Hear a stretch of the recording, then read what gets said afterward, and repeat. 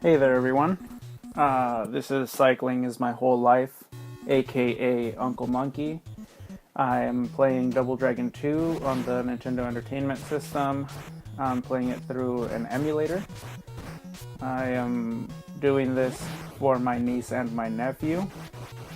They like to watch me play video games. They like to watch people on the internet play video games. And the reason why I am doing this is because my sister had asked me to put videos of me playing games and commenting on them because she didn't want other commentators to be swearing. So I'm actually playing this game and commenting all the way through it, and there's going to be no swearing just to make sure that her kids can watch this. Yes, I do realize that this is a violent game, seeing as how these thugs are getting beaten up here by the character, but that's at the discretion of my sister. She's going to let my niece and nephew watch. So she asked me to make it. I decided to make this one as my first video because this is one of my favorites. So this is where a lot of my techniques are going to start from. The video is probably not the highest of grade in accordance to video game internet videos, but regardless, this is just something that I'm doing for fun. If you look up to the left, you see that says state loaded. Anytime that pops up, it was probably because I had saved where I was at last, and then I came back and probably made a mistake, fell off the side, got beat up or something, and I didn't think that it was valuable for it to be in the game, so I edited it and removed it. If I didn't do that, this video would be well over an hour long. The total runtime of this video is about 22 minutes. Even though it is fun to watch the character get beaten up quite a bit, it gets pretty monotonous and annoying to watch it for about 35 minutes, especially when you could just pick up the game and pretty much learn how to play it and beat it all the way through in less than an hour anyway. So that's mostly the introduction. Like I said, this is my first video, so I will be like cutting some corners later and doing things a little bit better, being a little less boring, I'm sure. But thanks for sticking with it, and I hope you enjoy these videos. As I said in the beginning, this channel is under Cycling is My Whole Life. I do enjoy bicycling a lot. It's something that I really love doing. It's something that's going to be part of my channel, but for now it's just, since I started up, I haven't fully developed everything through. So I'm going to say that the first part of this channel is probably going to be video games, and I'm going to play under the name of Uncle Monkey, since that's what my niece and nephew call me. And then anytime it's under the cycling part, it's probably just going to be under Cycling is My Whole Life, or Sandstorm, which is another nickname that I have for myself. These are all given nicknames. These are not nothing that I really chose for myself, other than Cycling is My Whole Life. And the reason why I chose that is because Cycling is My Life was already taken on YouTube, so I didn't want to be Cycling is My Life 2007 A429 because that's just kind of lame. So I just went ahead and just threw in the whole. Kind of figured that it would kind of get the point across anyway, that cycling is a very important part of my life. Okay, well, let's talk about the gameplay a little bit here. See, some of these parts right here, like when I'm attacking the characters and throwing them off the edge, I do that to save time. I mean, we know that I can beat them up. You've been watching me beat them up this whole time. So I didn't think that was really necessary to leave in, just lots of punches and lots of kicks. I try to make it a little bit more interesting by, tossing the characters, sometimes kicking them, sometimes kneeing them, sometimes there's an elbow, there's a, forward kick instead of a flip. And I try to not use the spinning jump kick as much, just because it's not really that much fun to just go through the whole game watching someone do that over and over and over. Now, it is fun to do. That I will say, it is fun to do. But I just think it'd be more fun just to watch the player actually jump around, jump and kick, punch, and then get punched every once in a while. I think it just adds to the, I would say, original feel of the game. You know, if you wanted to watch a tool-assisted speedrun, aka a TOS, you could just type in Double Dragon 2, TAS, all the TAS is one word, and you can watch someone beat it furiously fast in 9 minutes using emulators and slow down and speed ups and by manipulating the game. I'm just playing it the way I normally play it. This is the way I play it. I enjoy playing it this way. Yeah, I could beat him up and not let him fly out the door like that, or I could just beat him up and let him fly out the door. It just depends on how I feel. Every time I play, it's not too much different, but there are differences. But this is just the way that I decided I wanted to play this one, mostly because I knew that people were going to be watching it. So here's Machete from the movie Machete. A friend of mine and I nicknamed him that because he looks like the classic thug, Hispanic thug from the movie, shirtless and just kind of muscular. One of these things that I like about this game is how dated it is. Very much 80s type clothing and such. The theme, spikes on the shoulders, very popular in wrestling back in the day. So one thing I'd like to comment about this is that when I play this, I actually do this almost every time. I get the people close to the wall, and then I beat them up against the wall just to watch them bounce back. I think it's hilarious. Just one of those things that I do. Like I said, this is me playing. This is not for any records. It's not for anything like that. I'm sorry to beat that dead horse, but it's just something that I really want to get across. I don't want people to say, hey, you know, you could have done this or you could have done that, because I know I could have done this and I could have done that. But this is, like I said, it's more for fun. This is my kind of fun. So one of the things that you see here is the spikes in the ceiling, and you'll see that it says state saved and state loaded quite a bit here. And the reason why is because I try to do the power knee and the uppercut, and so I jump into the ceiling to try to do them, because you do them from a kneeled state, but it didn't work out very well, so I just jumped in the roof once. You can stay behind here and let the spikes go down, and you kind of have to time it. It's kind of fun. I just really felt like I just slowed it down. You kind of get the idea that you're going to get poked by the spikes if you're not careful. Here I let the bombs blow up. I think I used a bomb, or I might not have. So, nope, guess I didn't. So, I'm also recording the voice part post the video game, because, I mean, I'm not going to commentate for an hour and then have to edit an hour's worth of commenting and edit an hour's worth of video games, and then I end up with 45 minutes of comments and then 20 minutes of game, and I don't know what to do with all the comments. Machete! So, there you go. You saw that I jumped and did the uppercut. Figured out that I could just go further past him and do uppercuts, beat him up into the ceiling, show my skill a little bit. Here, usually 2 jumps is enough. I made a mistake and it took 4, but it's okay. Not supposed to be perfect. Sometimes you wonder who made these stages, like these elaborate conveyor belts, who do all that. Just like, you know what, we don't want him to come over here and save his girlfriend. It's like, well, why don't you just send 30,000 guys all at once, because that's about how many you beat up, and give them all guns and like long-range weapons. But, you know, that's the spirit of the 8-bit world, is give you impossible odds but still a slight chance of winning. So here's another part that I do that I very much enjoy: kicking the players into the water. It's just funny to me.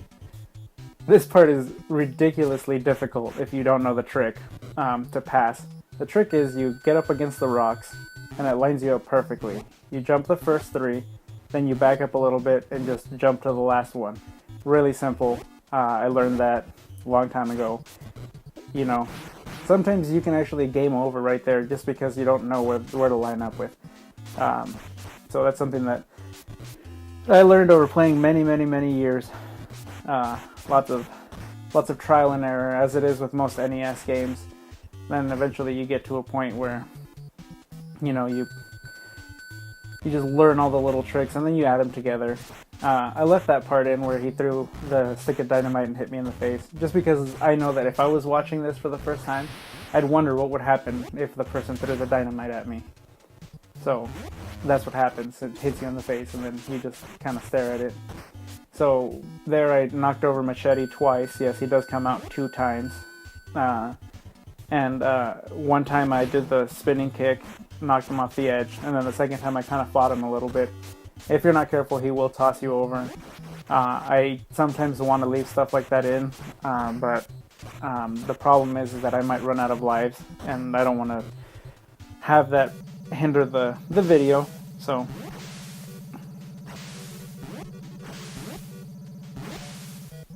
here's the part where fighting on the train, obviously, and I try to leave the sticks of dynamite in there, let them walk into them just to be a little bit, you know, more like let people see what the game actually does and like what the sticks of dynamite actually do. And it appears that actually I don't let anybody walk into them.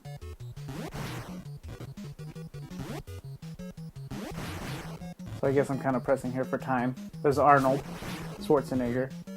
There might be young folk out there who actually don't know who that is. I'm definitely old enough to know who that is. Just kind of beat him up kind of quickly. We've seen me beat him up several times. I'm going to beat him up again later, so there's no real reason to just sit here and just do the same thing over and over and over. Just kind of want to make it progress a little bit. Now, some of these parts actually took me like 10 or 20 minutes to get through, just because, let's say for example here, I beat him up okay, but I didn't save it, and then that guy beat me up, so then I have to go back and then fight that same guy again. This was very lucky. It only took, from the looks of it, it only took 3 tries, and that works out perfectly, because then it doesn't require too much editing on my part, and it doesn't kind of like skip or glitch the video out a little bit. And I know you can tell by the sound and then by the looks of the characters, they kind of glitch a little bit when I do the load state, or when I edit the video. So that kind of helps reduce that. Those eyes are pretty creepy. Doesn't make any sense why they're there. I'm pretty sure if I was better educated on the whole Double Dragon world, I bet you I would know why those eyeballs were blinking back there. You have to forgive me because I don't remember which one's Billy and which one's Jimmy. If the rules of the normal world apply, they say Billy and Jimmy Lee, so therefore Billy should be the one in blue and Jimmy should be the one in red. So that's what I'm assuming, but I unfortunately not that educated when it comes to Double Dragon. Just love playing the game. I remember watching the movie as a kid. I thought it was an awesome movie. I know a lot of people didn't like them. People have really high expectations of things that they enjoy being transferred to a different platform. So from video game over to, you know, video or movie or TV show. People get really into these things, but they also get really upset about them. I personally love watching adaptations. I actually enjoyed the Super Mario Brothers movie.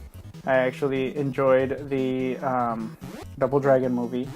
I enjoyed what's another one? Resident Evil. That one was a really good one, and I really enjoyed those because they were definitely not specifically like. Oh, there we go. There's the fire.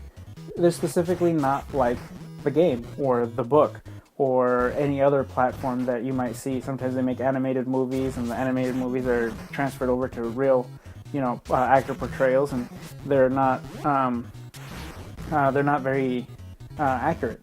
And I enjoy that. I enjoy it being a little bit different. I think it adds you know, it lets the person who's creating it, it lets them use a little bit of their creativity. It lets them, you know, put a little bit of their input. And even sometimes it's even better to give someone who's never actually played the game, watched the movie, read the comic book. And I know a lot of people don't like that, but I think it's okay to give them creative control and let them actually do something that the other people would have never thought about. For example here, these guys are throwing dynamite. Now, it's unrealistic that, you know, people actually fight with dynamite. But maybe in the reconstruction, instead of them throwing, you know, dynamite, let's just say that they'll throw snaps, like the little toy snaps. And it's just funny because it's just like you see the guys, you see the spikes, you're like, these guys are tough. They pull out like these like supposed sticks of dynamite, and when they throw them, they just snap. And it's just like, really, all that for that? And then they end up getting beaten up anyway. And it's just like, okay, well, we knew they were gonna get beat up. Fighting with dynamite is actually not realistic. And dynamite, as far as I know, doesn't actually explode with flames. You have to have incendiary grenades for that. And it's kind of funny because in all movies, the Hollywood thing is to show a pineapple grenade. Those are the circular ones with a pull tab. And those, people throw them in like this huge explosion of flames. And I can tell you from real life experience, those pineapple grenades, they definitely do not explode with massive amounts of fire. Pulling the pin on those things is very difficult. I mean, you gotta think, this is a grenade. This thing explodes and it's gonna hurt a lot of people and send shrapnel into a lot of places. Why would you make it so easy you could pull it out with your teeth? In that case, you could pretty much pull it out with anything.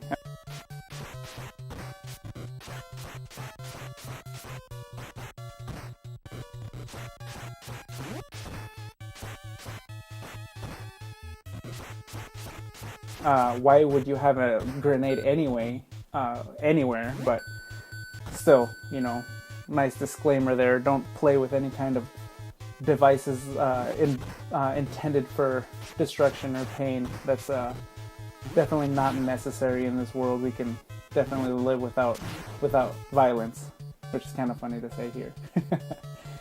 But this is a game. This is a portrayal of imagination by someone. So, I'd rather see violence here than violence in the streets or people hurting each other.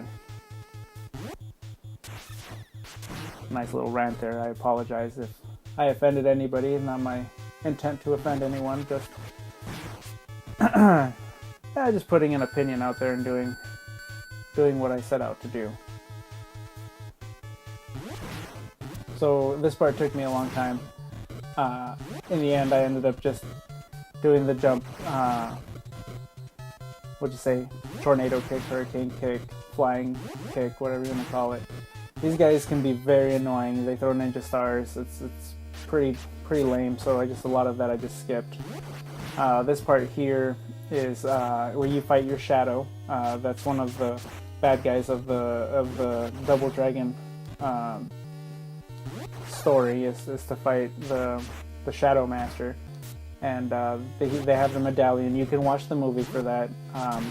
Nobody says you have to watch it all in one sitting. Yes, it can be kind of boring if you're definitely not used to this world of Double Dragon, but just sit down, watch 20 minutes at a time. You'll get through it in a few days, and you can actually enjoy what, you know, a lot of people enjoy. So the story, just in case you didn't know, is Billy and Jimmy were doing whatever they're doing. Girlfriend got kidnapped and apparently she got hurt. And then the Shadow Master portrayed her image. They're out to save her. So here's the final fight. I did absolutely terrible here on purpose. I wanted you to see what this guy was capable of. In about 5 hits, he drained all my power. That spinning punch takes away most of your strength in your energy bar. The punches are very effective. His kicks are very effective. Here, I just jumped around and fought at him, letting people know that it's really hard to fight him when he's invisible. Trying to do anything, he backflips like crazy. The 80s and the 90s, everybody was doing backflips and ninja flips. It was very popular back then, so it's kind of funny to watch him jump around and do that the whole time. This is the second stage of fighting him. just by this point, everybody knows that I can punch at him and beat him up, so I just went ahead and just took him out as quickly as possible. And I thought it'd be very, very 90s to do a jump kick and beat him up or finish him that way. Just because lots of times people try to make this super epic uppercut or super epic, jumping, flying kick, hurricane kick, or the super power knee or something like that. And I just thought, you know what, let's just keep it simple, do a jumping kick like from back in the day. And I think it'd be a little bit more original, more my style anyway. Something I would do. I would probably reload the state where I was fighting him for the last punch, and then punch him one more time and watch him die that way, or do a jump kick, or do a hurricane kick, or uppercut, or just do it lots of ways, and then whichever one seems to me that fits the best for my mood that time would be the way to go. So this is exciting here. She's alive and well, and looks like Billy's really happy to see her. Actually, he looks pretty upset and does like a large grimace on his face. It's like